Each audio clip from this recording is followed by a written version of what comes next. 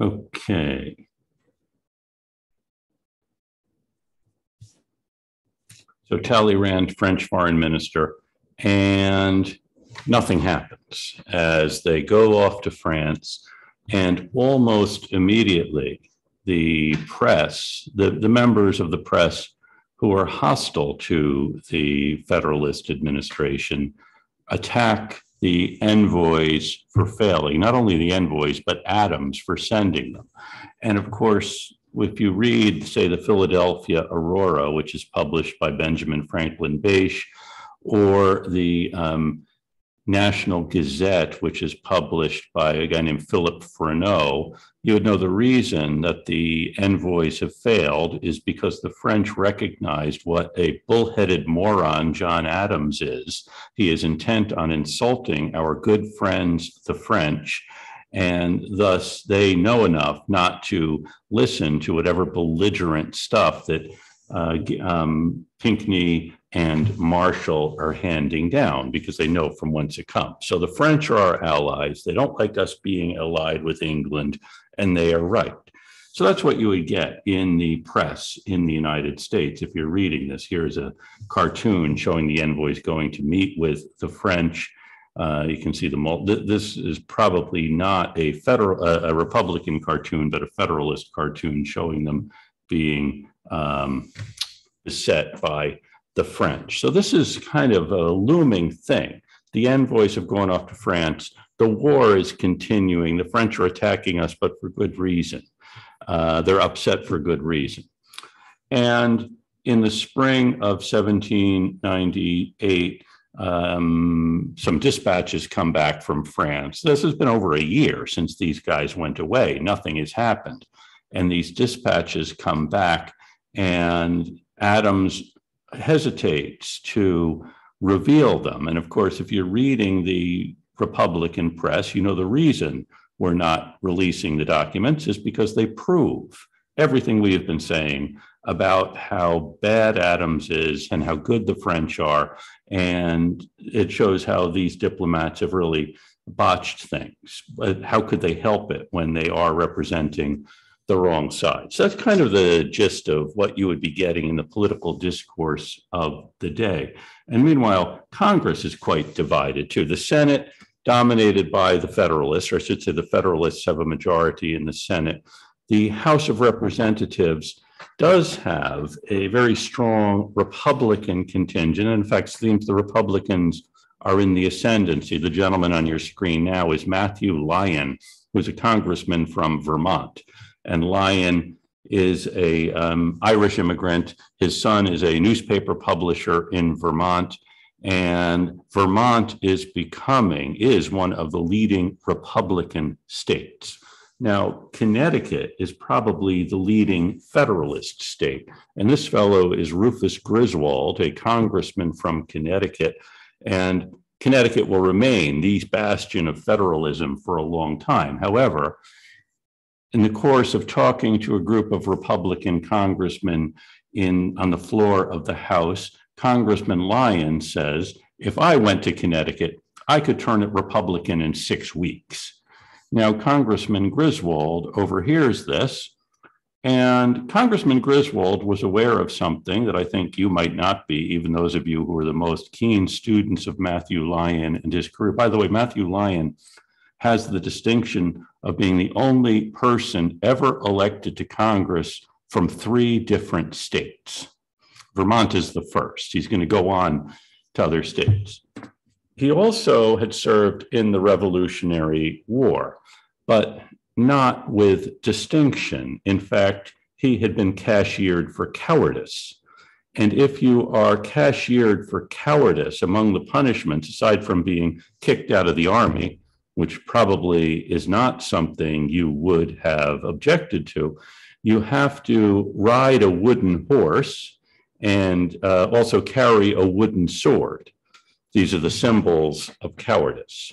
So when Congressman Lyon says, if I ever come to Connecticut, I could turn it Republican in 6 weeks, Congressman Griswold says, well, if you do come to Connecticut, make sure to wear your wooden sword. which of course is a reminder to everyone that this guy had been kicked out of the army for being a coward. And what Congressman Lyon does next might surprise you. Anyone know what you would do next if someone reminds everyone that you've already been cashiered for cowardice from the army? You don't need to tell me what you would do, but what you think a hot-tempered guy like Matthew Lyon might do. Yes, Paul.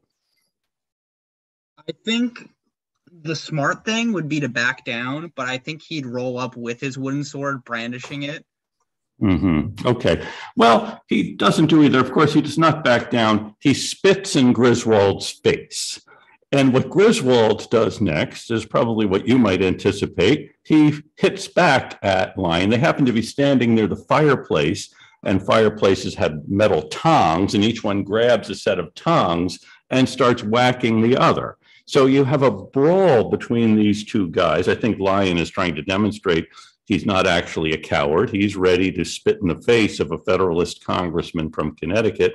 And the two of them then start fighting literally on the floor of the House. I mean, they're only standing up for a few minutes, and then they're down on the floor until their partisans can separate them. And what happens next, of course, is that the Federalists in Congress want to have Lyon expelled for such a breach of decorum as this. And the Republicans say, well, no, you can't expel our guy unless you also expel the guy who taunted him and provoked it. If you've ever, I doubt anyone in this genteel group has ever been in a fight like this, but you might have imagined others, and you know that each side will claim that the other started it and they're partly to blame too, et cetera, et cetera. And so you have the House of Representatives now already divided between the Federalists and Republicans, now literally fighting it out and then arguing about who should be expelled for this episode. This is all just told not to entertain you, but to show you the deep political divisions at every level of the federal government, as well as in the partisan press. And you have, you know, those self-created societies that Washington was complaining about last time are still at it, you know, making now resolutions about how we love the French, and Adams really doesn't know what he's doing, and other things that would really surprise you, since we live in a more genteel age where people basically get along and respect each other's opinions and so on. So you have this going on while the envoys are off in France, and now these dispatches have returned. The Adams administration has refused to release them until at the right moment President Adams does, after they've been translated. And what these dispatches show isn't that the three envoys were a group of boobs, but the reason they hadn't gotten anywhere was this. They wanted to see Talleyrand, the foreign minister. But before they could see Talleyrand, of course, you don't walk into the French foreign ministry and just walk into the foreign minister's office. They have to start with a minor functionary, and the minor functionary advises them, of course, before you get to my superior, who will send you to his superior, who will send you to Monsieur Talleyrand, you have to give me 10,000 francs. And then my superior will expect 20,000 francs, and then his superior will expect 30,000 francs. And of course, at the top, it'll be 50,000 francs. That is, you have to bribe your way through the French bureaucracy in order to get anything done. And according to the what we know from the dispatches, Mr. Pinckney said when he was told that they needed to pay a bribe, he said, we won't pay a sixpence. And this is why the negotiations stalled. And President Adams brings all of this to the House of Representatives, saying, I will never again send an envoy to France who will not be treated as the representative of a free people. It's not that the French are a bunch of money-grubbing bribe seekers. It's that they are not treating these American diplomats with the respect due to representatives of an independent country. Yes, Paul. I'm just curious. You want to speak up for the money-grubbing bribe seekers, or do you have another question? No, I'm just curious. Is this like a normal practice that would occur during this time? Like when a country received diplomats, they demand a bribe in order to see superiors? Or is this like an oddity that's not usually what happens? I believe it's an oddity because remember, Adams had been a diplomat in France 15 years earlier. Jefferson had been a diplomat in France 15 years earlier. No mention of this kind of outright bribery going on. Yes, Jovan. I have a question more to the amount of money that they're actually asking for. How much is like 1,100 francs to get your way, or 1,100,000 francs to get your way? It's quite a lot. It's quite a significant amount. It's I should have looked this up earlier to tell you the exact why. If it was less, you'd say, okay, we'll pay that to get through, and or maybe gift giving is a kind of a custom anyway, but this is a lot. Yeah, I say you shouldn't give it regardless of what they're asking. I just want to know if this is like a really ludicrous thing they're asking for, or if it's like a pittance. Oh, it's not a pittance. It's not a pittance. It's actually quite significant. And remember, too, one of the reasons why they're going to France is because, France is at war. France has heavy debts. And yeah, it's a good question. How much is that in real money? And that's probably something we should look into. Other questions on this? Well, you can probably imagine the reaction of the Congress to this, particularly the Federalists in Congress, because here the other side has been blasting us for incompetence. And now it turns out the people they keep saying are our good friends are demanding bribes. This doesn't really seem like the French genuinely want peace. So almost immediate, and of course, if you are one of these Republicans who's been trumpeting the fact that the Adams administration is incompetent, the French are really our friends, you are going to look really ridiculous at this moment. And the country realizes we don't have any recourse with the French except war. And by the way, at this moment, the French are seizing American merchant ships on the high seas. Now, you'll recall that back in 1793, the United States had started building a fleet in order to fight the Algerians. The United States had made peace with Algiers in 1795, and so wisely decided, hey, let's not build the fleet because we don't have a war anymore. Now, 2 years later, there is a war. And so the president decides to continue building the fleet, in fact, takes a further step. Since this is a military action that is mainly going to happen at sea, Adams calls on Congress to create a Department of the Navy. The frigates that were begun in 1793 actually were under the auspices of the War Department. Now the Navy Department is separated out. And then in Congress, we have 4 other important pieces of legislation proposed. This is all happening in June and July of 1798. One is an Alien Friends Act. This is for people from countries at peace with the United States. So if you are an alien from a country at peace with the United States, the president determines that you are a threat to the peace and safety of the people of the United States, you can be expelled from the country so you won't cause any more problems. Now, this is really aimed at a particular group. It hasn't escaped the attention of the Adams administration that many of the journalists or reporters, I should say, or editors who are in charge of the Republican newspapers are Irish. Also, many of the supporters of the Republicans are Irish. Matthew Lyon, I already mentioned, he's an immigrant from Ireland. And in fact, in the 1790s, there's an Irish rebellion, which has brought more Irish guys to the United States. And so they're from the British Empire, at peace with the British Empire. But if you are determined to be a threat, you can be deported. There's also an Alien Enemies Act. If you're from a country at war with the United States, and by that, I think we mean France, you can be deported whether you pose a threat or not. I should say, to my knowledge, no one is deported under either one of these acts. There also is a Naturalization Act, and this one extends from 5 years to 14 years, the period you need to live in the United States before you can become a citizen. Okay, so let's not let all these folks come into the country and become citizens almost immediately or within 5 years. By the way, this is James Thompson Callender, who's an Irish guy who is a big supporter of the Republicans and a savage critic in the press of the Adams administration. And this fellow is, on the end, is Albert Gallatin.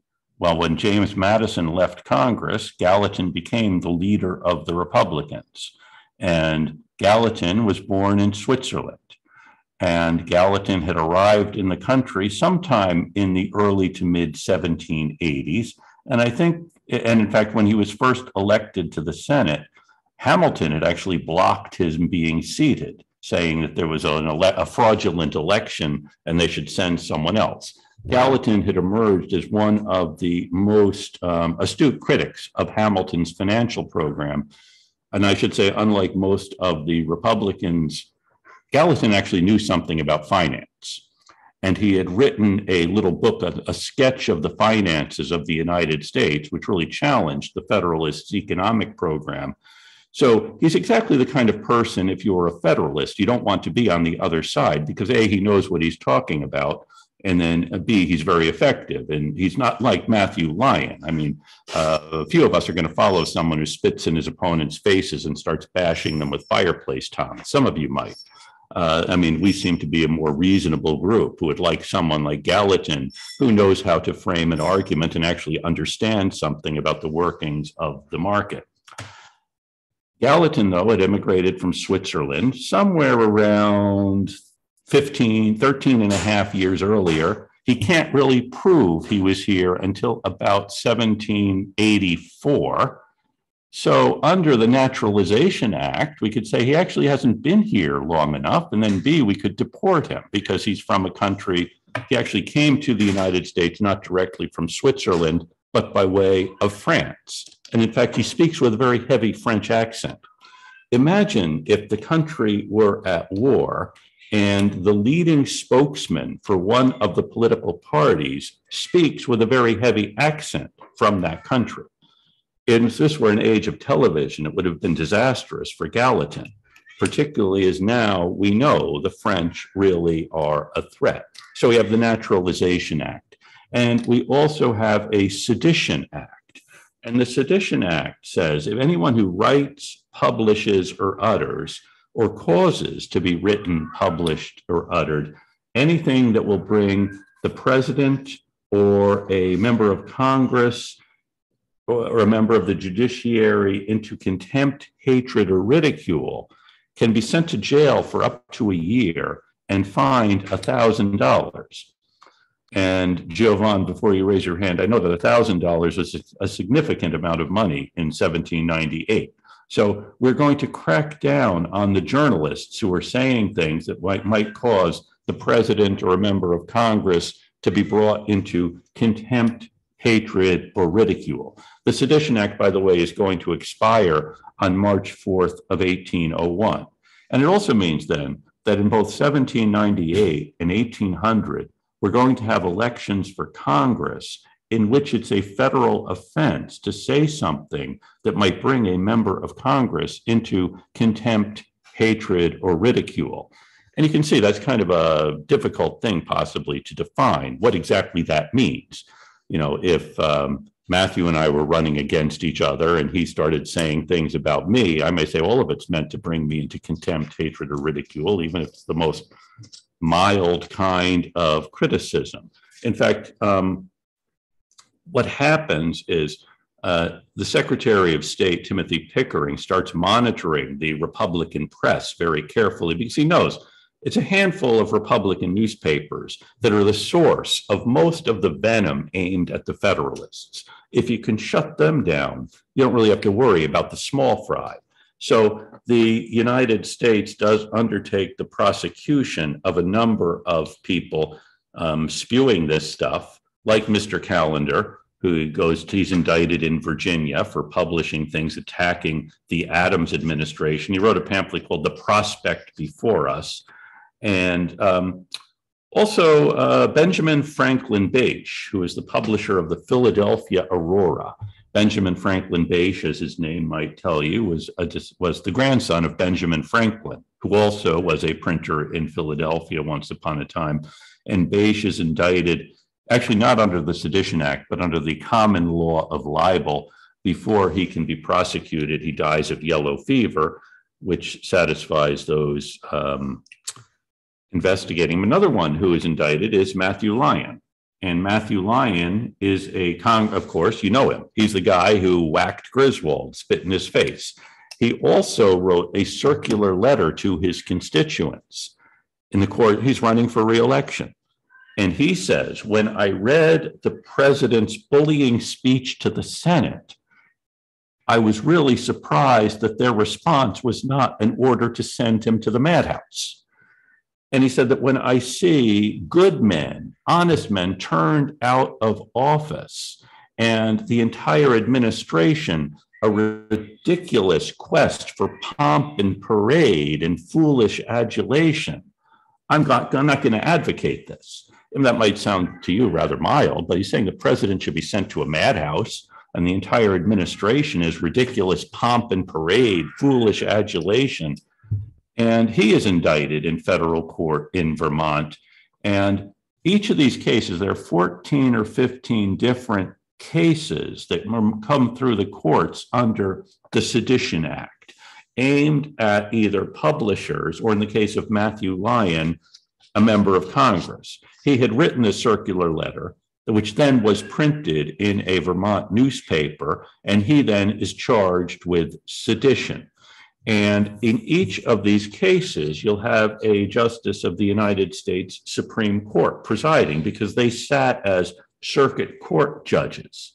And in this case, it's our friend William Patterson, the member of the court, author of the Patterson Plan, the New Jersey Plan, you may recall from the debates. And in his defense, Congressman Lyon, by the way, one thing that the Sedition Act does, if you are charged with sedition, so in the case of Matthew Lyon saying, I'm surprised the Senate didn't order the president sent to a madhouse and the entire administration is a foolish quest for pomp and parade and ridiculous adulation, truth is a defense.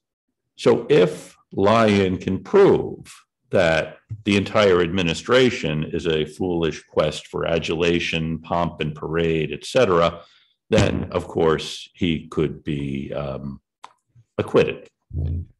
So introducing truth as a defense is actually a major step forward for civil liberties in this case. And at his trial, Congressman Lyon does try to introduce truth as a defense by arguing that, in fact, the administration is a ridiculous quest for pomp and parade. And so he does ask Judge Patterson, you've dined at the president's house? And Patterson says, yes, I have. And Lyon says, then surely you've seen his ridiculous pomp and parade. I suppose this is a subjective thing. The judge says, no, but I've seen a great deal of Republican manliness and simplicity. So one man's pomp and parade is another's manliness and simplicity. And Lyon is sent to jail just for 4 months. But still, it's a worry. It's bad enough. If you're a member of Congress, you're running for re-election and you wind up in jail. So this is what's happening here. There's another story I'll tell you just because it's, Adams always is in a hurry to go home. And once this session of the Congress ended, probably early August, which is late for a session of Congress to go. But again, you're dealing with this big international crisis. John Adams takes to the road. And he is in a hurry to get home. But all along the way, the nation is wanting to embrace this moment when we are uniting to oppose the French. And they want to greet people, gather, knowing Adams is going to be coming through. We really want to show him we support what he is doing. So citizens all along the route had prepared a proper celebration and a greeting for the chief executive. By the way, it's at this time, one of the popular songs of the day was called Adams and Liberty. And another song is created at this time called Hail to the Chief, to celebrate the president. So the citizens of Newark, New Jersey, they actually had written a couple of their own songs about the president and how much they loved the president. And they gathered, kind of anticipating when he might be arriving. They think it may be sometime toward the middle of the morning. And they've gathered on Market Street in Newark, and they are waiting there. They had a cannon to fire off. They had a glee club that was going to be singing these patriotic songs. The church bells were going to ring.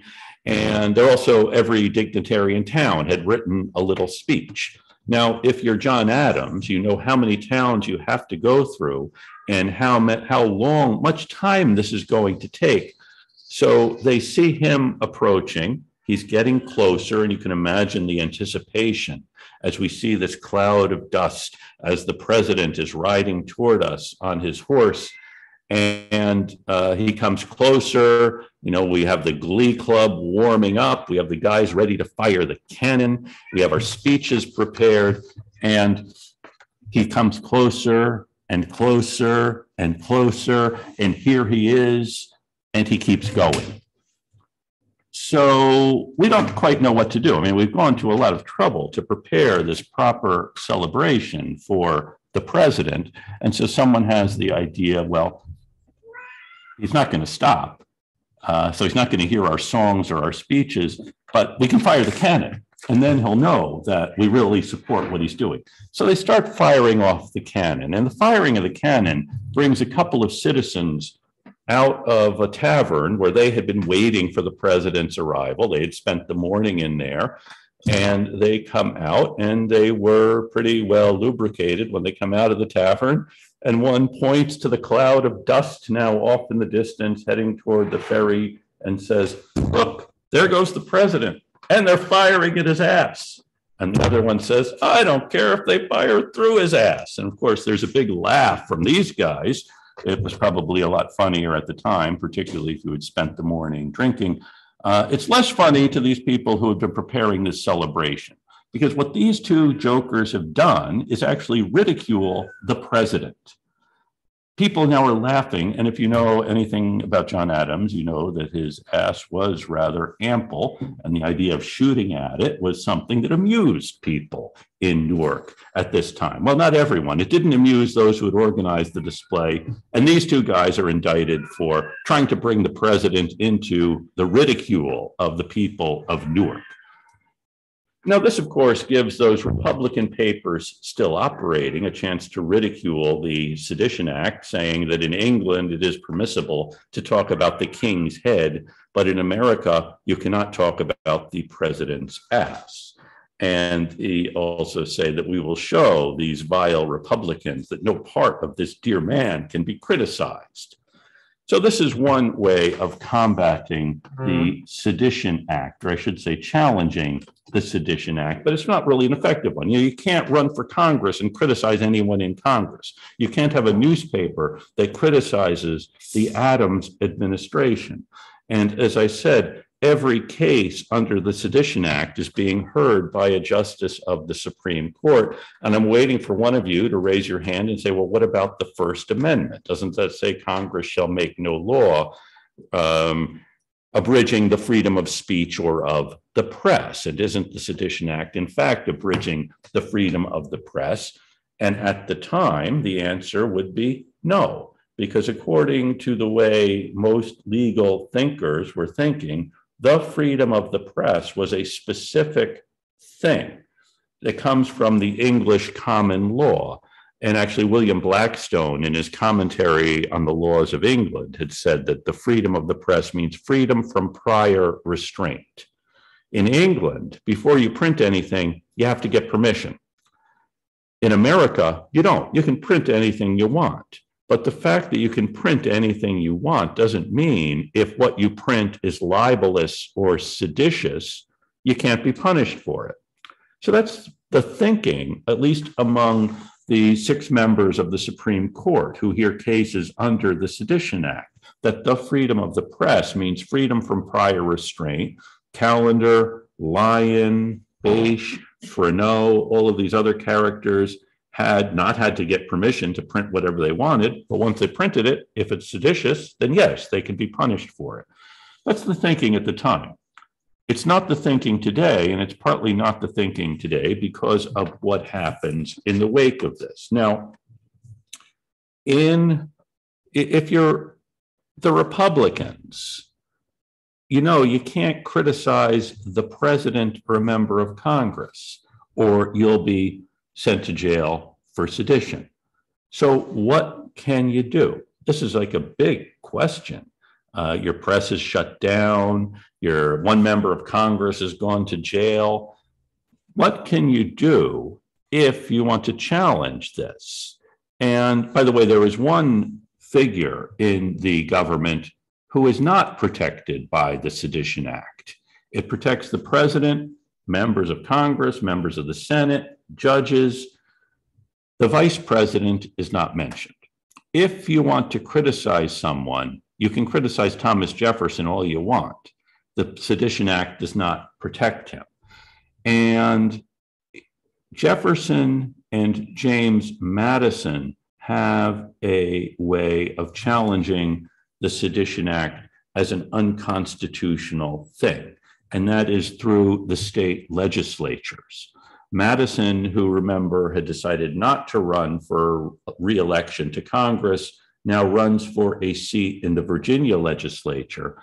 And the Virginia legislature adopts a series of resolutions that Madison had drafted, saying that the Sedition Act and the Alien Acts violate the Constitution.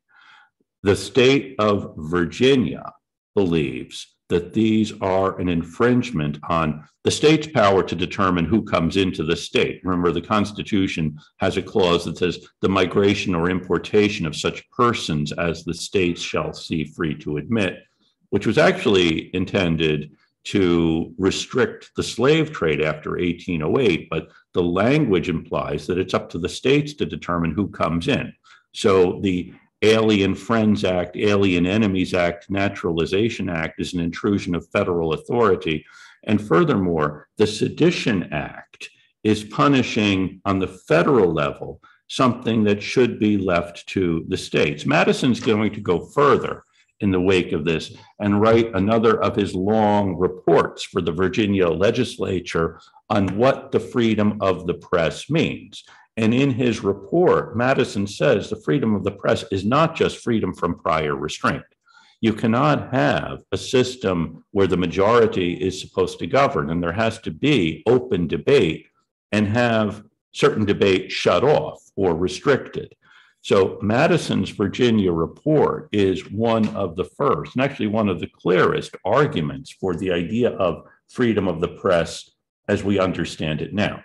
By the way, the Supreme Court doesn't adopt Madison's opinion until about 1918. In 1907, there's a dissent in a Supreme Court case involving a fellow named Patterson who had a newspaper in Colorado, and he ran political cartoons attacking actually the Colorado Supreme Court. And if there's anyone sensitive about being attacked, turns out to be judges on a Supreme Court. And so Mr. Patterson goes to jail and he appeals, and the Supreme Court says, no, the state can punish you for this, except for one justice, John Marshall Harlan, who reads Madison's report, and he knows Madison wrote the First Amendment, and says, and actually this makes sense. You can't have a system where people are supposed to be able to have debate and then say you can't actually debate some things. So major thing that's going to change later on. So Madison writes the Virginia resolutions, which Virginia adopts, and Thomas Jefferson, who is the vice president, writes a series of resolutions which he sends to a guy in Kentucky, a fellow named John Breckinridge, who's a member of the Kentucky legislature. And Kentucky adopts Jefferson's resolutions. No one knew at the time that Madison wrote the Virginia resolutions. Well, they probably figured it out since he introduced them. No one knows that Jefferson wrote the Kentucky resolutions. And the Kentucky resolutions go a step further. And they say that a law that violates the Constitution, or if the states determine that a federal law has violated the Constitution, the states can nullify that law. By the way, this is all going to become a big issue later when South Carolina starts challenging federal laws, and the idea of nullification. Madison will point out, Madison, who is still alive in the 1830s, when that is happening, will point out a couple of big differences between a tariff law and a law restricting freedom of the press. They're fundamentally different. You can have a free country with all kinds of tariffs. You really can't have one without a free press. Secondly, when Virginia said we opposed this law, there still were cases in the Virginia courts involving the Sedition Act, and Virginia didn't try to stop them. That is, the law is still in effect, even though we don't like it. And the idea behind the Virginia and Kentucky resolutions was that we want all of the states to join in. You know, Kentucky and Virginia didn't say, hey, we don't like these laws, they're not in effect in our states. We want all of the other states to join us. And then the other thing that Madison pointed out about the difference between tariffs and Madison also said he didn't believe anyone had used the word nullification. Then someone shows him a draft of the Kentucky resolutions, and sure enough, there it is. So this is going to create a bigger argument later on. And Madison pointed out all of the states have to agree that something is unconstitutional. You can't have a single state deciding what federal laws are in effect. So the Virginia and Kentucky resolutions are an argument by Jefferson and Madison about the federal government overstepping its power and the states having a role in determining the constitutionality of things. So that's what's going on here. Excuse me for 1 minute while I plug something in.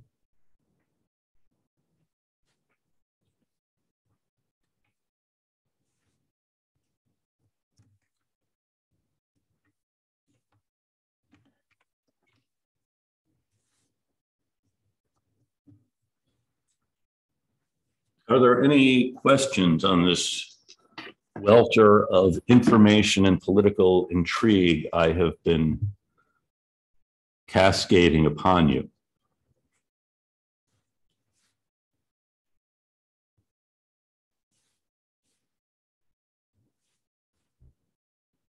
Okay. Well, let's see where we go next then. This is a Jacobin, an anti-federal club in the late 1790s. Okay, this is some of the text of the Virginia resolution, which talks about we want to defend the Constitution and so on. That is professing a belief in the Union, but thinking the Union is actually being betrayed by these acts, and saying that the federal government is a compact among the states. And these enumerated powers, or the enumerated grants of power, and powers not granted, and so on. Okay. And here is the Kentucky resolution, which does talk about nullification, and that's by our friend Jefferson. The general, so this idea that the general government is the exclusive judge of the extent of its powers, stop nothing short of despotism. Those who administer the government will measure their own powers, and this, they say, is of course a dangerous thing. And that the states are, this is the Kentucky resolution, the states being sovereign and independent have the unquestionable right to judge of an infraction, and that a nullification by those sovereignties of all unauthorized acts done under the color of that instrument is the rightful remedy. Okay, so there's also, by the way, in Pennsylvania, a fellow named John Fries, who's a Federalist, is charged with treason for opposing the actually tax laws imposed. Another thing that happens during the course of this, it's not simply resolutions about the press and whether or not we like the French. The United States also raises a 10,000-man army to fight the French. We have a navy that's off at sea fighting against French ships, mainly in the West Indies. But also we have a provisional army. And George Washington comes out of retirement to lead the army. Again, the Adams administration sees it really valuable to have Washington as involved in this. And Washington is somewhat reluctant to do it for good reason. Adams knows he needs Washington to be, I think there's a song about it's good to have George Washington on your side. And before Washington accepts, Alexander Hamilton writes to him and says, oh, don't take the job unless I am second in command, which means that Hamilton actually has to jump over several other generals who were senior to him in order to be second in command to Washington. So if you are a Republican at this time, you see these things happening. And this is our friend Callender, who writes the prospect before us about how badly out of whack things are going. And of course, this lands our friend Callender in jail in Richmond. He publishes it, as you can see, in Richmond, which means then he is charged in Virginia with violating the Sedition Act. So this is the state of things in by the way, in 1798, elections for Congress go very heavily in favor of the Federalists. They take control of both houses of the House of Representatives, which seems, of course, that people are on board with this program. And usually during threats of war, people do unite around those in charge. No one wants to see the country attacked or under threat from the French who have insulted us. So this is what's going on. There's one kind of anomaly in this, and that's that Matthew Lyon, who's sitting in jail, is reelected to Congress, which is kind of an indication to Adams that, you know, maybe this isn't working the way it should. Yeah, and by the way, I think it's unfair to blame John Adams for the Sedition Act. He's kind of an easy target for many ways, even if you're firing a cannon in Newark. But he's a couple of years ago, I was at an event at the Adams houses, and one of the other people there was a descendant, a lovely woman whose name was Abigail, and she said, I've been having the Alien and Sedition Acts thrown in my face ever since second grade. She was kind of sore about it. It wasn't John Adams's idea, it was the Congress's idea. And as Congress is passing these acts, there are brass bands outside playing patriotic songs. And you can kind of get an idea of the patriotic fervor here about the French. Okay, now late in so Adams, though, is getting the idea these really aren't working. And also, the three envoys he had sent all leave France. They come home. John Marshall and Charles Cotesworth Pinckney come home to tumultuous welcomes. Elbridge Gerry stays there. And Gerry starts telling Adams, writing to Adams, saying, you know, the French change in government in France. They now say they really want to be at peace with the United States because it's a distraction from their real aim, which, of course, is to be at war with England. So the French want to make peace. And when Gerry tells Adams this, people in Cambridge, where Gerry lives, are outraged. In fact, they think he's become soft on France. They set up a guillotine on his front lawn as a way of showing him they don't like the fact that he is supporting the French. So, you know, Adams can distance himself from Gerry, but then Adams gets word from the American envoy to Berlin that the French really do desire peace. You know, the really strong Federalists can tell Adams, don't listen to Gerry because he is a Republican crank. And I have to say, having looked a bit into Gerry's life and career, I agree, he was something of a crank, a fascinating crank. The envoy to Berlin is someone Adams really can't dismiss as a crank because he is Adams's son, John Quincy Adams. And so John Adams has good reason to trust the judgment of John Quincy. And so John Adams decides, I'm going to send another delegation to France.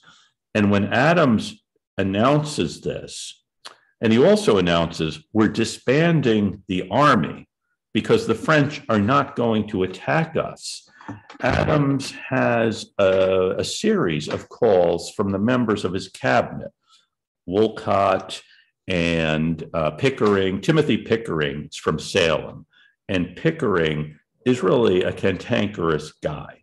and Pickering is the Secretary of State. And every Secretary of State thinks he or she is really responsible for running American foreign policy, not the president. So when Adams says, let's send another delegation to France, Pickering comes in and says, what do you think you're doing? That's a stupid idea. We shouldn't send another delegation to France. We should be building up the Provisional Army. And does anyone know what John Adams does when Pickering tells him he should not do what Adams wants to do, but do what Timothy Pickering wants to do? Yes, Matt. That he should also hand in his resignation. Yeah, well, he doesn't quite say it quite as nicely as you do. He tells him he's fired. And then Wolcott comes in to complain because Wolcott's stunned. He just heard that Adams fired Pickering. So he comes in to ask the president, what do you think you're doing, firing Pickering? And you'll never guess what Adams does next. Someone other than Matt. Yes, Paul. So he's going to say, you're done. And then Hamilton hears all of this, also hears you're disbanding the army. And there is nothing Alexander Hamilton liked more, believe it or not, than amassing troops and being in uniform before them. Even more than he liked the singing and dancing, you might have thought that that's what he did. And so he comes in to demand to know why the president is disbanding the army. And Adams says, and Hamilton says, what happens if the French invade? And Adams says, there's as much chance of the French invading a French army marching into the United States as one marching into heaven.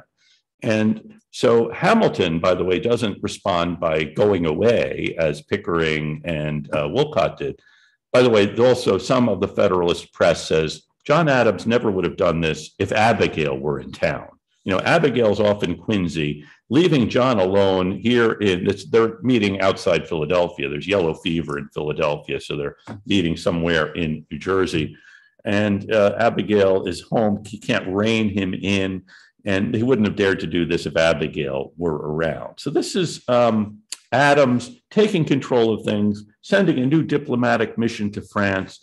He probably should have fired these characters long before. And he also knows he's running for re-election. And the prospect of John Adams being re-elected is something that Alexander Hamilton looks at with great dismay. And so Hamilton writes a letter, a long letter, and Hamilton was a very powerful writer. He writes this long letter to various Federalist thought leaders and presidential electors, warning them about John Adams being temperamentally unfit to be president of the United States, that he's a man of impetuous passions and uncontrollable emotions. And he really is someone who shouldn't be holding the office he does. And so Hamilton writes this. He actually wrote it. He made copies by hand. Making a copy then was a lot more difficult than simply going to a Xerox machine. You physically had to write it out and send it to these various thought leaders among the Federalists and about John Adams temperamentally unfit to be president, giving examples of his bullheadedness and so on.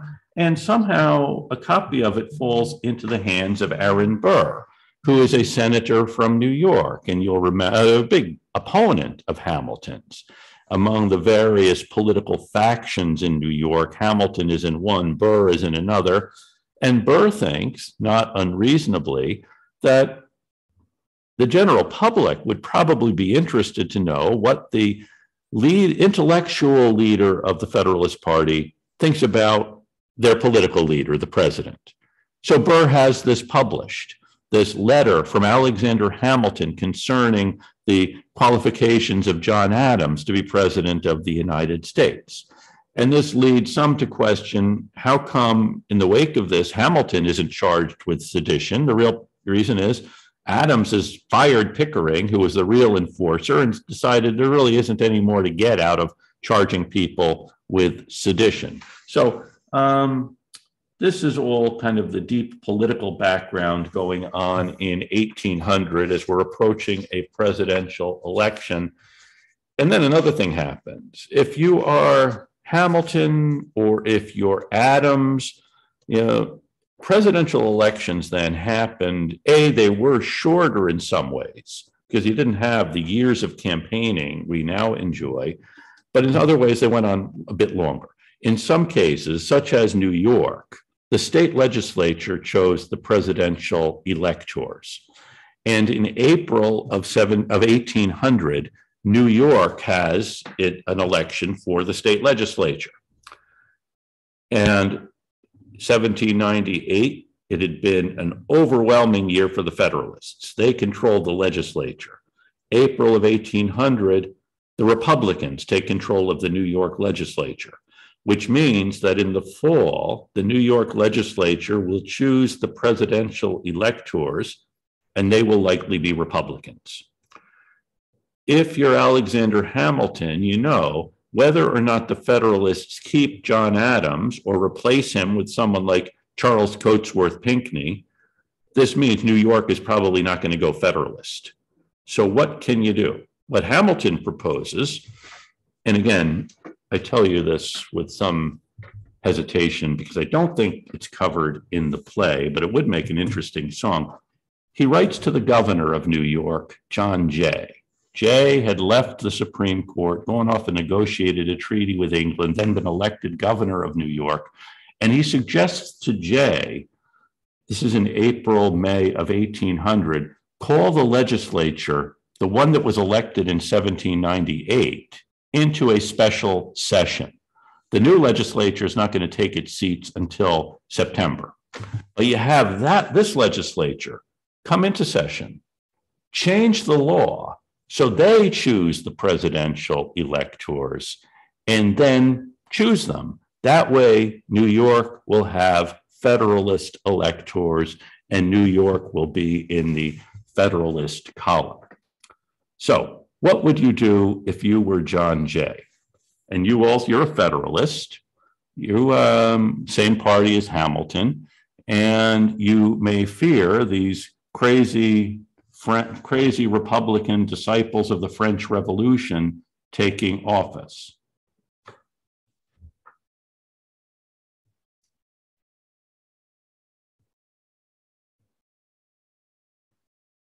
This is one of those critical moments, and you're the one deciding. I know probably none of you got up this morning asking what would John Jay do, but here you are being asked.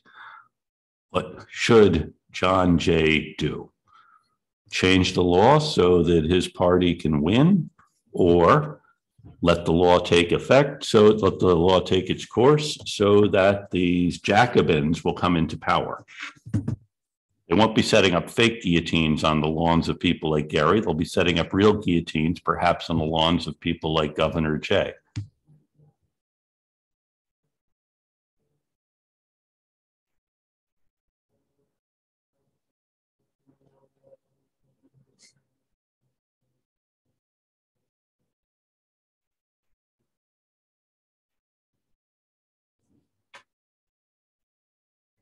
Kelly, let's imagine that you are John Jay. You get a letter from Alexander Hamilton with this course of action outlined, or else the Republic is going to collapse.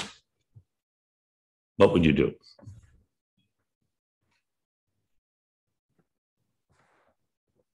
I'm honestly not sure. Okay. Kelly Richardson has something she would like to say, but her mic is broken. Can you type it in, Kelly?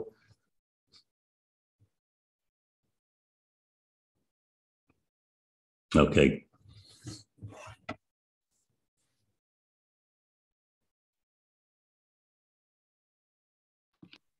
Can you explain the conundrum again? Okay. The legislature now is controlled by the other party. They are going to choose the electors who will cast New York's vote for president. So they are not going to be voting for your guy. So Hamilton says, let's have the old legislature stay in session and change the law so that they get to choose the electors, and then they will choose people who will vote for our guy.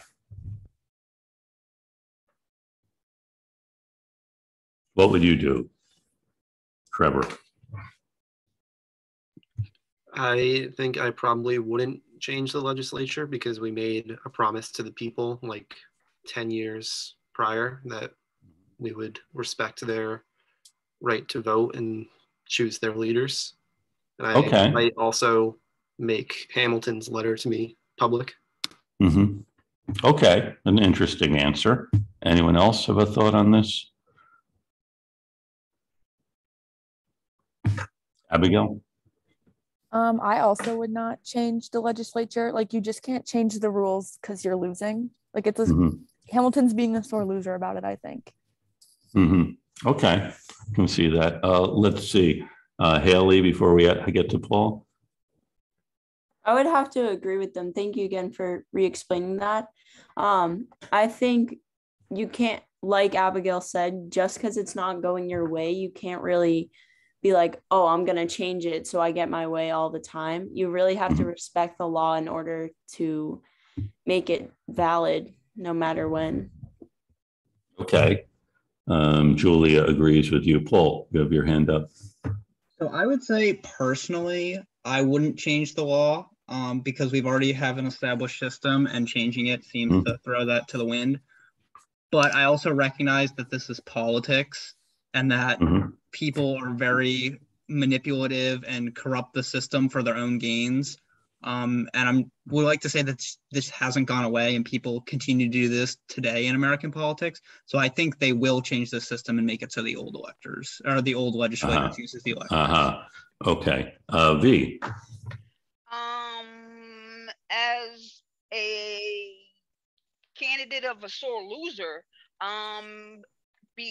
in order to sit there and try to change the laws, then I would probably propose statewide a new law that would be voted on against the state people that would agree with me that because we lost, then we will fix it so that we will create a new law that limits certain people certain people within the state from voting, and we will submit this to Congress and see if they will make an amendment based on the state voters as a sore loser.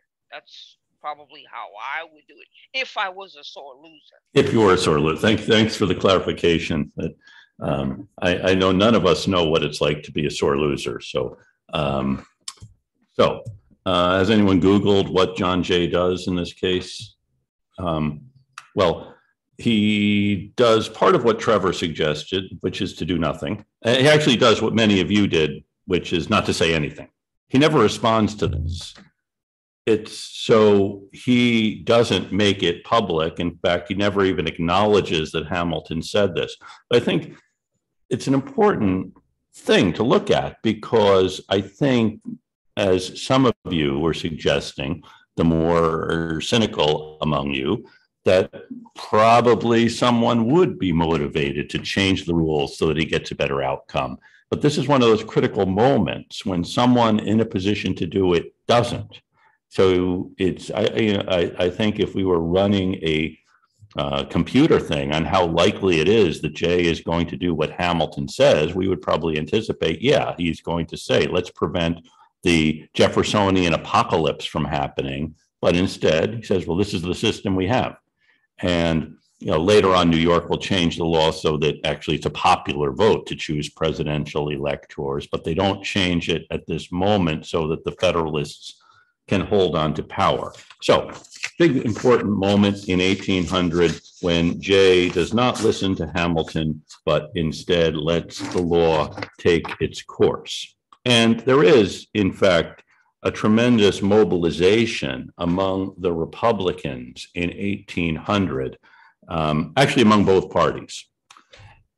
Although there's this big division in the Federalist Party now between Hamilton writing this letter saying John Adams temperamentally unfit to be president, and the Federalist vice presidential candidate is, I believe it's Thomas Pinckney at this point, or might be Charles Coatsworth Pinckney, the And when Charles Cotesworth Pinckney had come back and James John Marshall had come back to the United States in late 1799, early 1800, they were greeted with this great new slogan, "Millions for defense, not 1 cent for tribute," that the United States would build an army, build a navy, but not pay bribes to the French. So you have the political situation changing as President Adams sends off new emissaries to the French.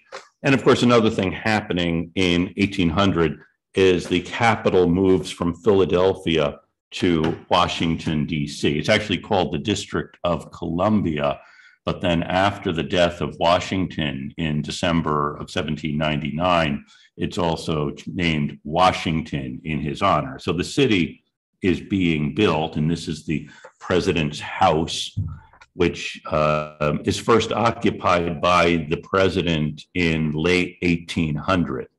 It's actually not really called the White House popularly until after the War of 1812. It's usually called the Executive Mansion.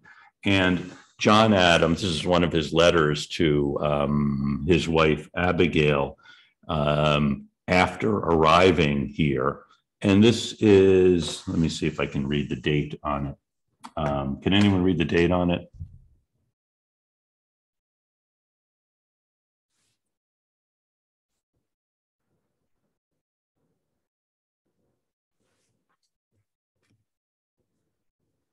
It says Washington City, and it is November 2nd, 1800.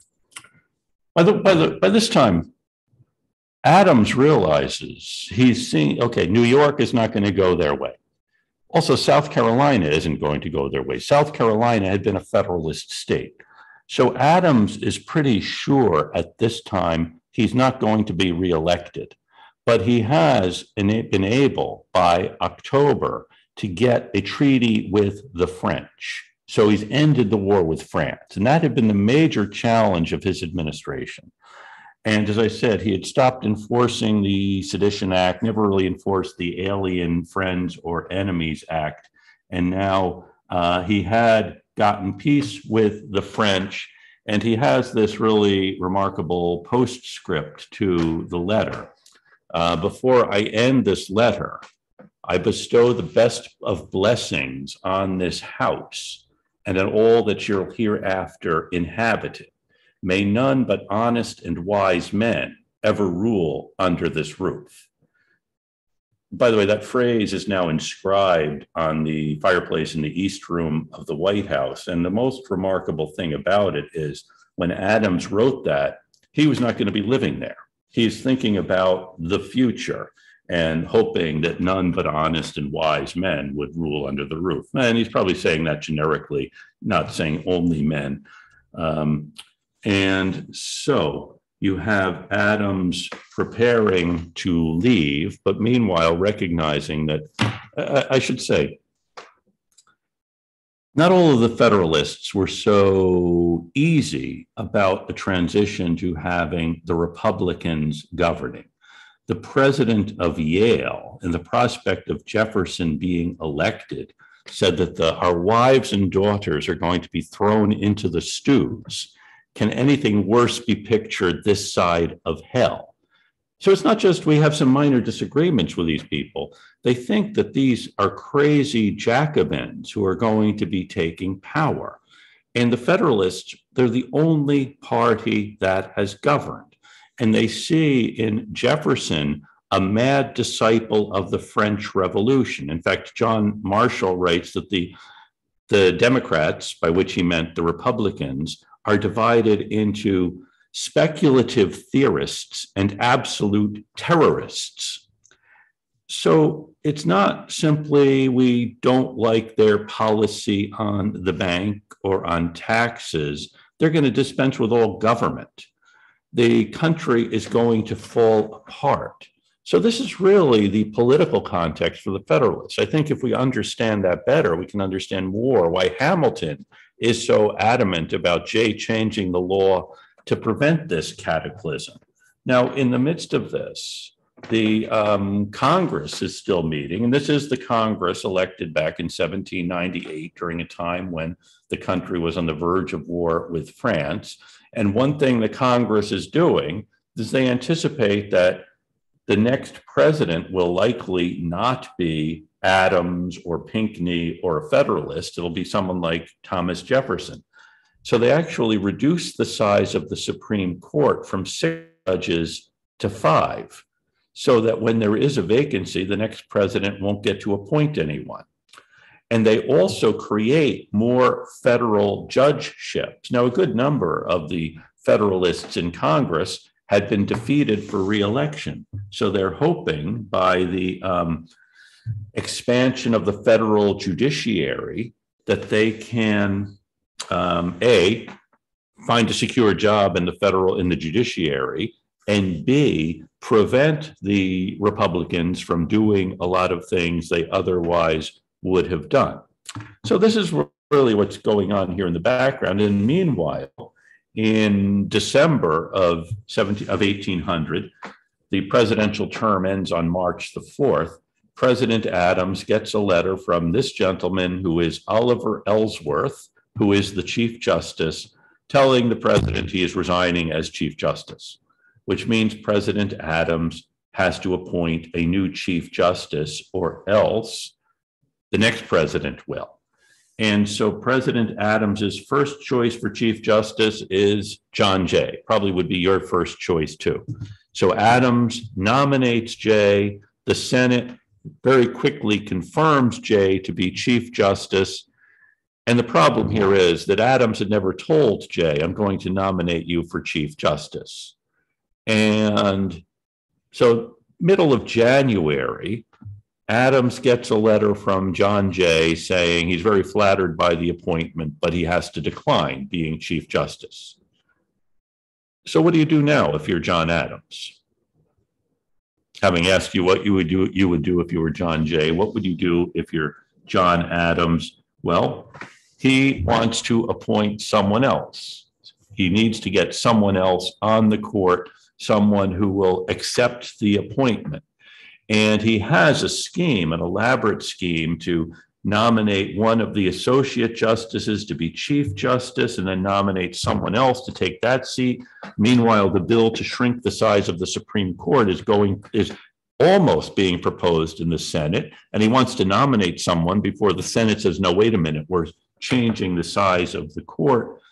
And the story is that President Adams gets this letter from John Jay saying, I decline the appointment, and a letter from one of the other guys he's thinking of appointing saying, gee, I really don't want the job.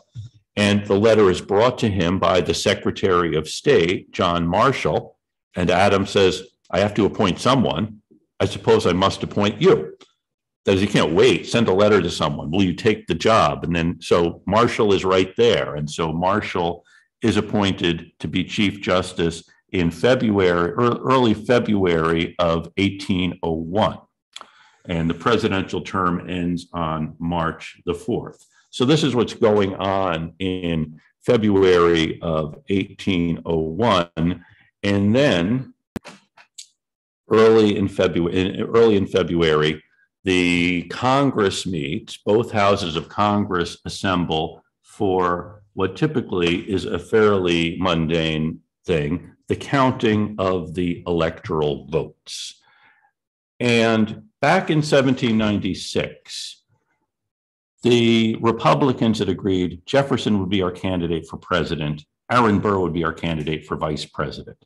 But not all the electors had voted for both Jefferson and Burr. It's clear by this time the Republicans will have more electoral votes than the Federalists.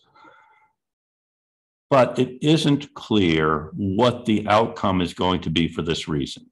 In 1800, James Madison, who really was the organizer of the Republicans, makes sure every Republican elector votes for both Thomas Jefferson and Aaron Burr.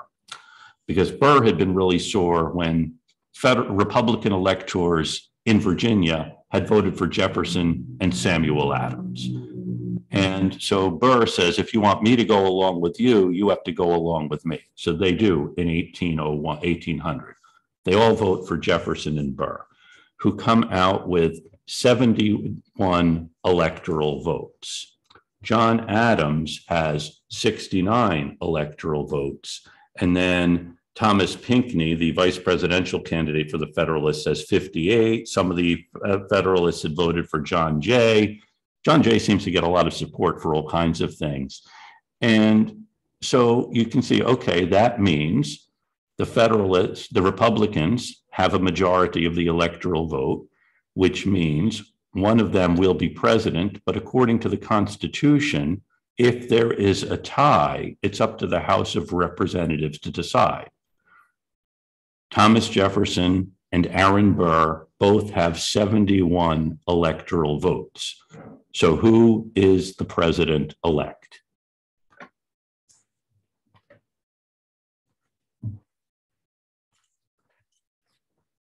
You know, it is 3:14.